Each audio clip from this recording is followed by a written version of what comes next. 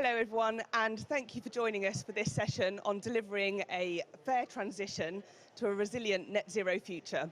I'm Laura Bartle, the Net Zero Policy and Strategy Manager at National Grid, and I'm joined today by Sherry Gibbons, our Head of Regulatory Strategy in our US business, and Gudrun Cartwright, Climate Action Director at Business in the Community. Today we're going to be talking about what does it mean, a fair transition, and what is that going to look like for National Grid and its customers. What we've heard from the outside, from our customers and our stakeholders, what we're already doing within National Grid, where we've made strides in those areas, and what more do we need to do to ensure a fair transition for all. I'll start by asking you, Sherry, what do we mean by the transition, and what is that going to look like for National Grid and its customers? And thank you, Laura. I'm excited to be here today and really happy to be talking about what we're doing in the U.S. There's a lot of exciting opportunities there to really engage our customers, ensure that they have equitable access to so many programs and offerings. First off, it's all about education, educating and ensuring that we have the workforce that we need for tomorrow, looking at those environmental justice communities and some of the disadvantaged communities, ensuring they have the skills to progress. It's thinking about all of the other opportunities out there related to environmental justice, ensuring that no customer is left behind. It's thinking through what the communities need, really listening to them and meeting them where they are. Thank you. And Gudrun, can you talk a bit more about what is the fair transition outside of National Grid scope? Yes, of course. Thank you for inviting me to join you this afternoon. So we've worked with National Grid and other partners to conduct some research with YouGov, where we interviewed 8,000 people to find out what they were concerned about, what they wanted businesses to do, and how they thought that the transition could be made as fair as possible. So it was really interesting in the findings that we had that there were three things I think that really stood out. People are aware of climate change, they are worried about the impacts, and particularly worried about extreme weather and the risks to their communities and their families. But they're also very interestingly really worried about nature and biodiversity and what that's going to mean for them and for nature in the future. Only 14% of people think that the negative impacts will be shared equally across society, and slightly more, about a quarter, think that the positive impacts will be shared equally across society.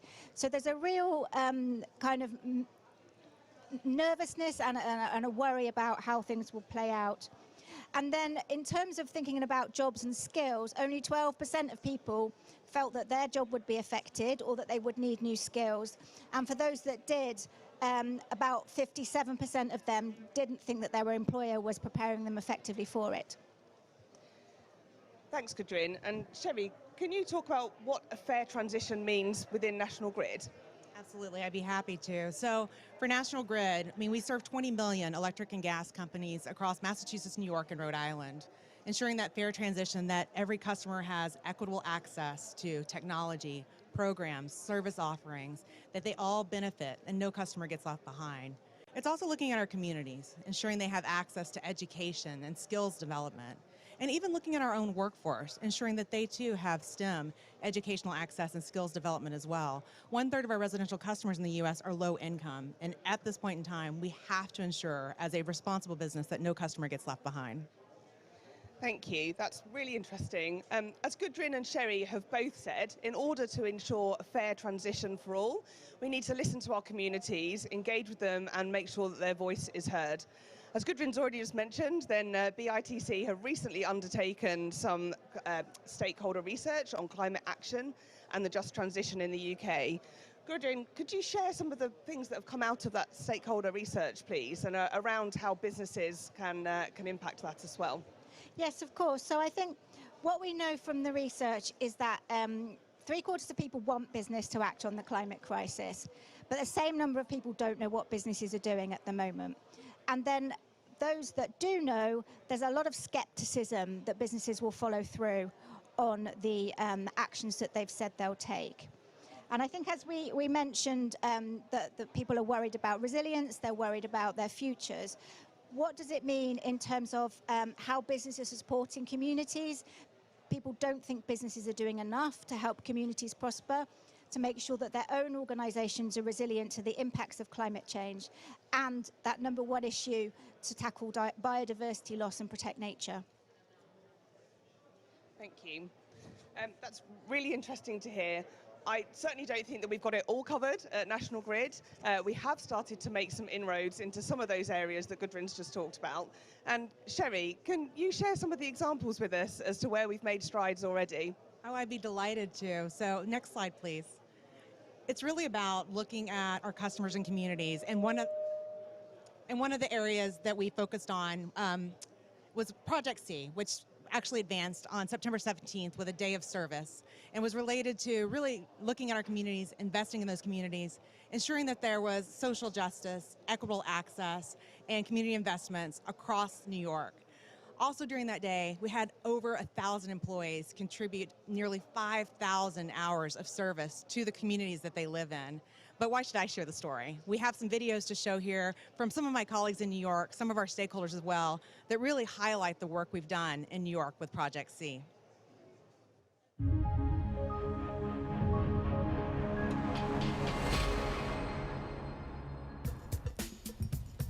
So this is New York. This is where I was born. This is where I was raised. This is where I still live. Actually, when I was 12 years old, I volunteered here at the Brooklyn Botanic Garden. One of the things that my parents always stressed with myself and my siblings was that, life isn't transactional.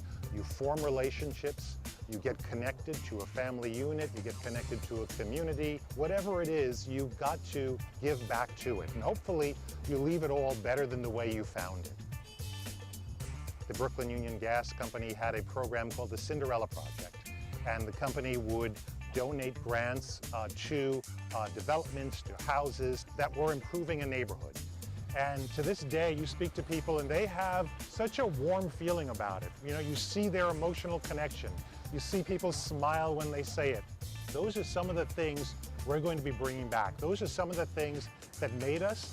Those are some of the things that are going to set us on a really great positioning for the future as well. When I look at New York today, we're coming out of a pandemic, there's an economic downturn, there's some unemployment, but for those different challenges, we need a new version of that Cinderella project. And that's what we're calling Project C. It's a commitment to community, it's a commitment to a partnership, it's a commitment where you keep your promises. We've got the opportunity to go one step further. We have an opportunity to have, I think, a greater impact on all of our communities. I think that that's what we all want. We want to be heard, we want to contribute, we want to be productive, and we want to have purpose. National Grid has been an incredible partner in downtown Syracuse's revitalization. There's not a property we can think of where National Grid was not involved in some capacity. What we really wanted to do was create a place where everyone could start their own small businesses to really grow opportunities for people around the food and hospitality industry. Just getting the students inside of the Salt City Market to be able to teach in here with these professional chefs, it's boosting their confidence level up. Like, they feel like they can do anything at this point. We have to have equity.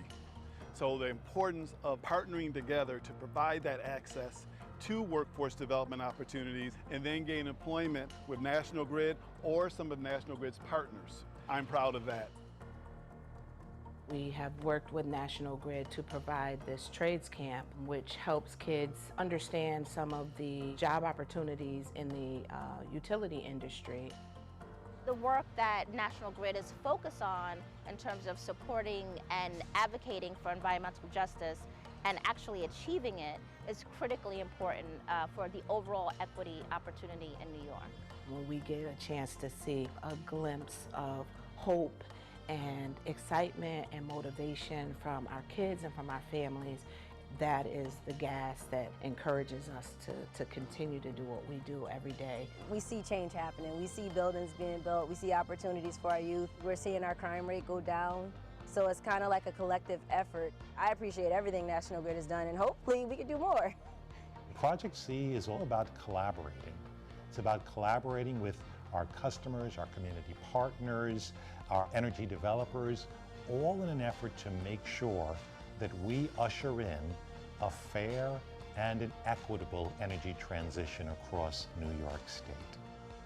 I am so proud and so excited to be leading this business, and more importantly, leading my colleagues to do some great things in this community. National Grid is ready to rewrite the future, and Project C is at the heart of it. So I'm asking everyone to join me in making it happen.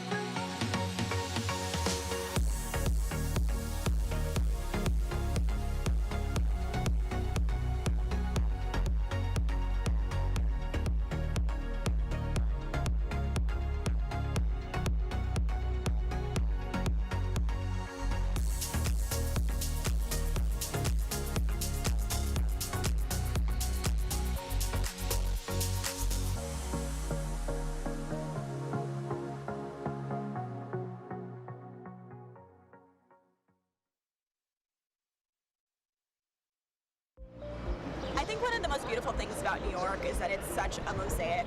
Just a couple square miles around National Grid's offices, we have hundreds of cultures and nationalities. When we think about clean energy and the earth that we all inhabit, we all take part in our climate, we all take part in sustainability. It starts in our backyard, so it's really important for us to harness that wisdom, not only in our workforce, but also in our larger community engagement. We have to be intentional about including all people at the table to make decisions and be the innovative climate change solutions we want to see.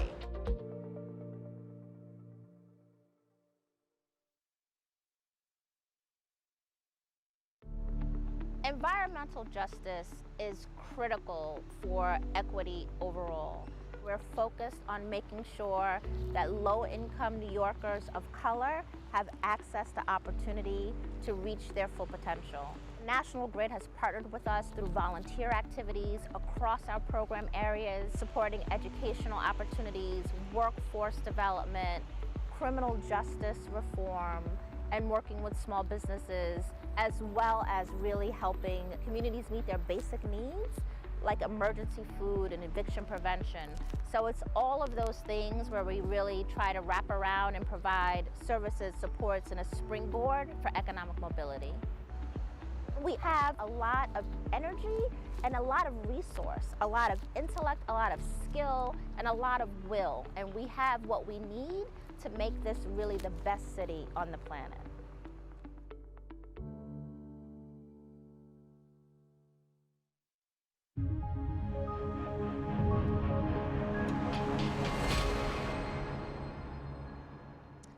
Those videos are just so inspiring. I love hearing from our New York president, Rudy Winter, about how it really need to leave the world in a better place. And hearing from our Chief Diversity Officer, Natalie Edwards, it starts in our own backyard.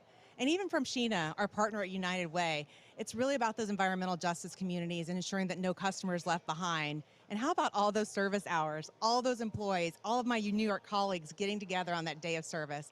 It was incredible, I have to say. It was a very proud moment as a National Grid employee.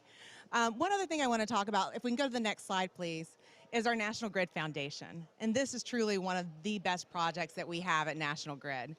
Since its inception in 1998, we have delivered $30 million in grants to nonprofit organizations across Massachusetts, New York, and Rhode Island, really focusing on those nonprofits that are looking at workforce initiatives, whether it's skills training, education, and development, and also looking at environmental solutions and priorities, sustainability, preservation, and green spaces.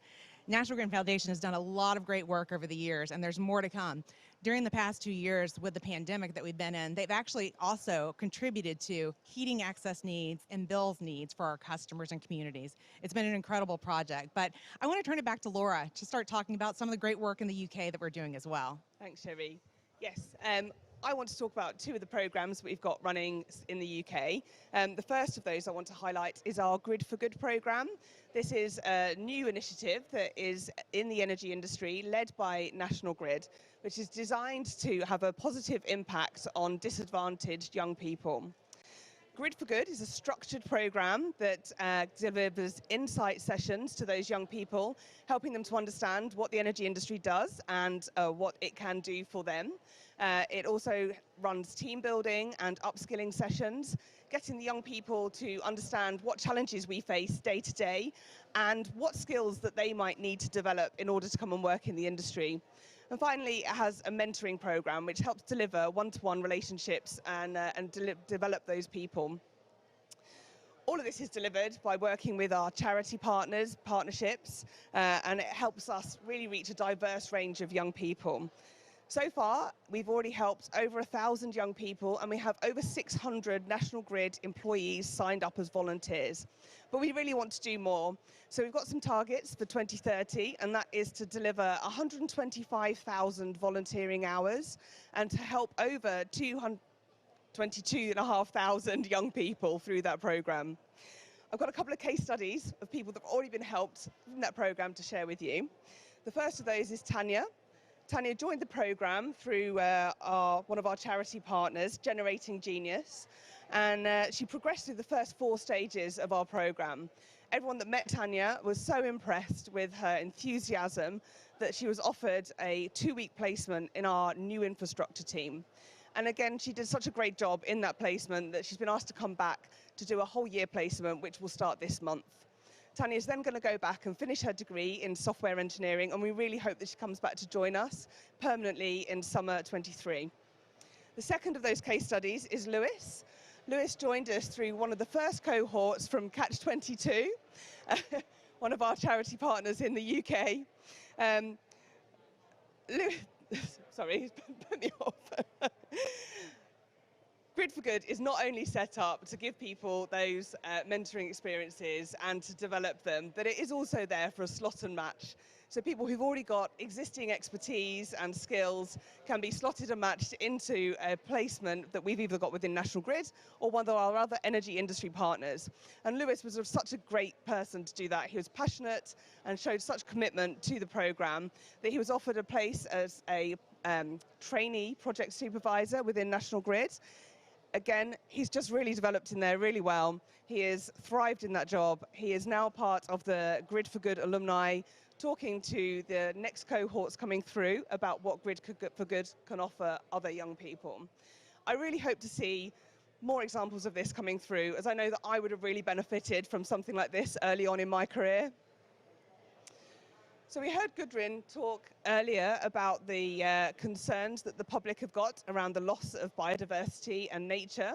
And so I wanted to talk about, so next slide please, our Natural Capital programme within National Grid. So what is natural capital? Well, in technical terms, natural capital is the world's stocks of natural assets, soil, air, water, that provide us with what we term ecosystem services. These are then given a monetary value based on the services that they provide. And increasing natural capital is just increasing the value of those assets. What that really means is understanding what nature does for us. Provides food, clean water, clean air, protection from the sun, and natural protection from flooding. Previously at National Grid, we set some targets to deliver 50 non-operational sites and enhance the natural value at all of those. We looked to our grad scheme to help us deliver that, and we've seen over 250 graduates come through that program, not only growing their skills in stakeholder management, but understanding about what is a sustainable business. And then as a business, that has delivered some really key benefits for us, such as reducing our risk from our land management, natural screening of our assets, and the development of natural flood defences. It's also delivered some benefits for the climate in climate sequestration and cleaning up local air quality. It's also helped us provide green space, access to nature and recreation, things that have been so important for everybody over the last 2 years, as well as education for and engagement with our communities, demonstrating the vast range of benefits that investing in nature delivers. Since then, we've moved on and we have given ourselves some new targets to increase the natural value of all of our land that we own by 10% by 2030. And we've also signed up for the Get Nature Positive commitment, which means we will continually look at ways of enhancing the natural value of all of our land. But before we go on to some questions, which if you're looking at Slido is using the hashtag Fair Transition, I want to go back to both Gudrun and Sherry to talk about what else is it that businesses could be doing to deliver this fair transition. So I'll start there. So at Business in the Community, we were founded almost 40 years ago because business leaders realized that you couldn't have a healthy business without a healthy community. And that's changed now so that we also know you can't have either without healthy nature. So as part of responding to what people have said, we've created the 7 steps for climate action that will help businesses to deliver a fair transition. And there are 3 things that you need to aim to have. So that's making sure that the risks and opportunities are embedded into your strategy, making sure that you have a solid, robust net zero target, and to deliver that as close to 2030 as quickly as you can, depending on the industry that you're in. And then the third thing is about investing in nature. So being thoughtful and wise in both how you invest in nature, whether that's through offsetting your carbon emissions, and working with nature when you're getting to the natural resources that you use, depending on the sector that you're in. And then there are 4 ways that we think businesses need to go about that to make sure that the transition is fair. So making sure that your employees have all the skills that they need, and that in the research was very much what came out top for people in terms of what they want businesses to do for a fair transition. To involve diverse stakeholders and support the communities where you work, to embed those principles of circular economy so that you're making the best use of resources and not wasting anything, and then reporting really robustly and transparently, and making sure that you do so in a way that is simple and straightforward, and businesses, so the public can understand. They don't need to wade through lots of reports or complicated technical language. And I think that's quite a big list of things, but if you can look at where you're starting from and prioritize, then you will well be on the way to making sure that you are part of delivering a fair transition. And I really appreciate the work that your organization has done. I mean, the research and the input and the information that you've gathered from our customers and communities is really important. I mean, they expect us to walk the walk. It's not just talking the talk. We really have to lean in on the clean energy transition. We really have to ensure that there is equitable access to technology, to programs, to skills development, that every customer has the benefit that is allowed to them. We really can't leave any customer behind in this clean energy transition. There are so many things that we're doing. There's so much more we can do, whether it's through energy efficiency or weatherization, low-income discount programs, investing in our communities, reaching out to our customers. But more importantly, we just need to listen. A lot of the times they just want to speak up and they want to be heard. And there's a lot of good information out there that they can provide to us. And we also need to think about partnerships and collaboration, technology providers, finding ways to be innovative in this space to, again, ensure that no customer is left behind. Just to add to that, Sherry, I think what we can see is that a lot of businesses are very focused on what they're doing internally, and they've got clear targets, they've got a clear plan for what they want to do, but they're not necessarily thinking beyond their organizational boundaries. So your supply chain is really important. The small businesses that support you, or that support the ecosystem around where you have your offices, those are really important to support as well. And more broadly, just thinking about, you know, people who are vulnerable or disadvantaged tend to lose out the most. And we need to make sure that, unlike in COVID, the transition to the net zero resilient world that we need to see is one that means that those people can better their lives and can thrive in the future. Thank you both. And I have got a couple of questions that have come through on Slido. So again, if there's any questions, use the hashtag Fair Transition on Slido. So the first one is, how do we deliver a fair transition with rising energy prices? I don't know who wants to take that one. I'll start with that. So, I mean, prices are going to rise, whether it's through policy actions that our local governments in the U.S. are taking to ensure that we have the clean, renewable energy that we need, to ensure we have the infrastructure in place. There's a lot of different components that are affecting the impact on prices that are actually ultimately charged to our customers in their monthly bills. But there's a lot that we can do to ensure that they're being more efficient, that they're actually responding to price signals. There are things that they can do around their home to actually lower their prices, lower their cost. With advanced meters and smart meters, they'll be able to get data and information on when's the best time to use different appliances around their home. They'll actually be prosumers. They can be proactive consumers, lowering their own prices, ensuring that they have all of the resources in place, weatherizing their homes. We can also do this by providing them discount programs. We have a number of low-income discount programs, income-eligible programs across our service territory. And again, with the foundation, they contribute to so many nonprofit organizations that ensure that those customers have equitable access to workforce and environmental programs as well. And I think that the UK landscape, there's a lot of support for people available, and sometimes it's necessary to have unusual partnerships to make this happen. So if you think about different organizations you could work with, different companies that can reach out to people. I mean, I personally, my mother-in-law is in a situation where she struggles with her energy provision, and she needs that help to make her home more efficient. So she knows that she can get that support from her local authority, from her energy supplier, and that it's really important to know what you can do and how you can do it. So as an organization, how could you work with other companies or charities to reach out to those people? Where are the opportunities to work with housing associations and others to make sure that you can support them to develop and implement the schemes that they need for their tenants? So there's a lot that can be done, but it's true to say that rising energy prices are going to be difficult for families that have already been struggling. So maybe there are things that can be done around some of the other issues, that people need to make sure that they can get into decent jobs and afford to keep their families well and healthy over the winter months. I think you make an excellent point. I mean, it really is about customer education and outreach. It's ensuring that they are aware of all the programs that are available and that they can access them. I mean, that's one of the big problems today, is that people just don't know what's available. So if they know that they can have a low-income discount, if they know that there's weatherization assistance available, there are so many things that we can do. Just last year alone, we had 200 virtual meetings that National Grid participated in across the U.S. That's a lot.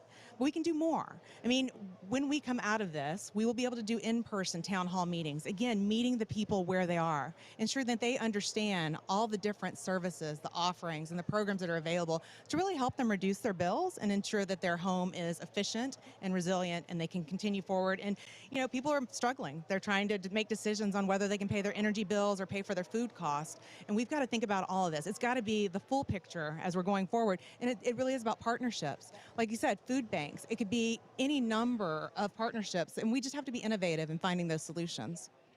Sometimes it's about how can you work with people that people trust. So, for example, we know that farming communities, the person they trust the most is their vet. So if there are issues that, you need to reach out to the people in different communities, what does that look like? We know that, for example, Anglian Water have done quite a lot of work with the faith community to help people understand the issues around what not to put down the sink. So these things don't necessarily come up front of mind that this would work. All the pharmacies and GPs will be able to reach out to the vulnerable communities, some of the elderly people who really need help. So it's thinking out, a dreadful phrase, but out of the box, to think about, where can you go, who can you work with, to cast your net as wide as possible to help people that really need it. Thank you both. So the next question, I think, Sherry, this one's going to come straight to you.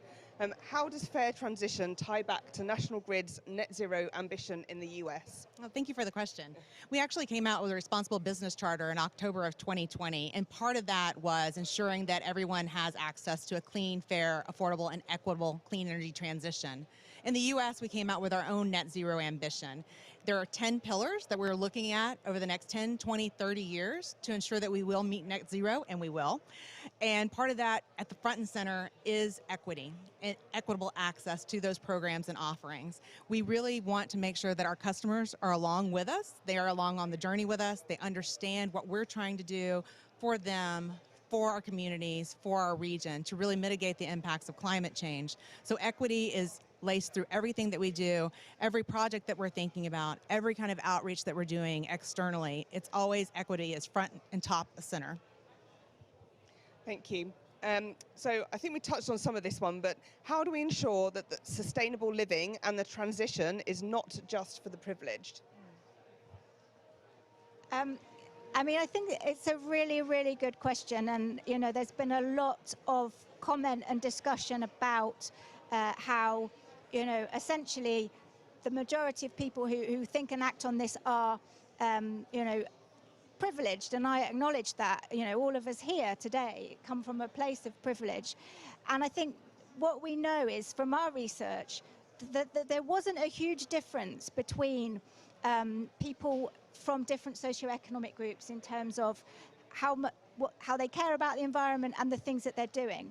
So there's some really simple things around making sure that people can access the information that they need, that they can access the support that's available, and that we're doing things with people rather than to people. So, you know, it's very easy to have a strategy for community engagement and community support, but how many people are actually going out into the communities, having those conversations, getting the community to contribute their ideas and to make them happen?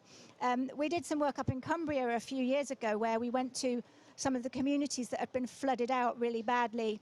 And what they said, one of the communities formed an action group, and what they said was, everybody came here, they did stuff to us, and then they left us with the mess to try and figure things out for ourselves.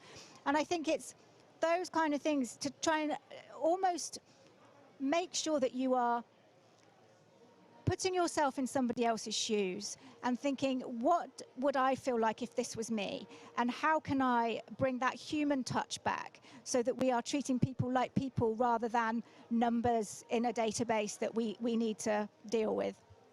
Yeah, and not everybody can afford an electric vehicle. Not everyone can afford solar panels to put on their rooftops, or they might not even own their home. They might not have access to a rooftop to put those panels on. It's really going back to consumer education. It's ensuring that everybody knows the programs that are available, the offerings that are available. It comes down to really the boots on the ground, talking to people, meeting them where they are, whether it's in their town halls or community center, really going out to them, giving them opportunities to comment, to ask questions, setting up a toll-free number, setting up a website, setting up different points of contact as a company that they can reach out to us, provide their information, provide their questions, and actually that gives us so much information that we can be innovative, that we can think about our approach. Are we meeting their needs? Are we meeting them where they are? And again, it's all about ensuring that no customer gets left behind, that they all have access, equitable access to everything that we offer as a utility company.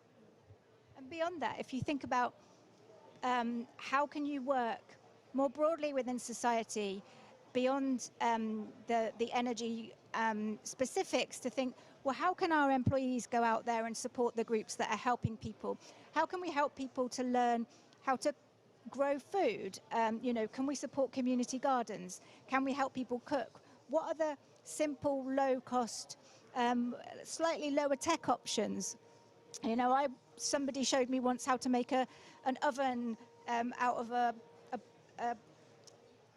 what do you call it, a cool box, where you know, with a blanket, where you kind of get something started and then you put it in there. There are loads of ways that we can save cost, we can save energy, we can save resources that are really simple and straightforward, and people can build a more resilient life by learning some of these skills that our parents and grandparents had, but we've kind of forgotten to a certain degree. So I think there's huge opportunities to do things and equip people to look after themselves as well as us looking after them. Yeah, and that's why I'm so excited about the work that we're doing in New York with Project C. I mean, it's really about neighborhood investment. It's going door to door. It's beautification of buildings and areas where we might have infrastructure or we might have projects in place, but ensuring that, we don't actually, leave any other customers behind. They all know that we're trying to progress towards a beautiful state, a beautiful area, a beautiful region that inclusive of our climate change mitigation goals. It's really about ensuring that we are there in the community, showing up, here with you, here for you. That's one of our monikers that we utilize in the U.S., and it really is. Like, you think about your neighborhoods, you think about your neighbors, you think about community buildings, playgrounds, ballparks, schools. Like, what more can we do as a responsible business to show up and to show our customers that we care and that we're compassionate and we see their challenges and we're going to meet them where they are? Thank you both. So we have got one last question. How can organisations outside of National Grid get involved in these programs as partners? Gudrun, I don't know whether you can share how kind of BITC can help introduce people? Yeah, of course. So we have a network of over 600 companies that we work with, and we have operations all across the UK that you can connect with. Go to our website, www.bitc.org.uk,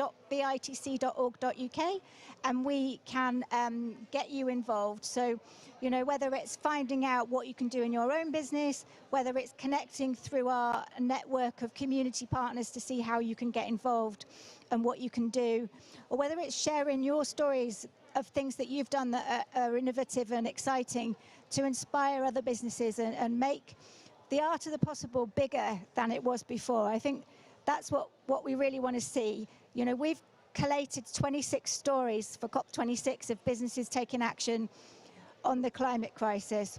And it's about taking those examples and then seeing, well, what could I do with that? How could I implement that? And how could I make a difference?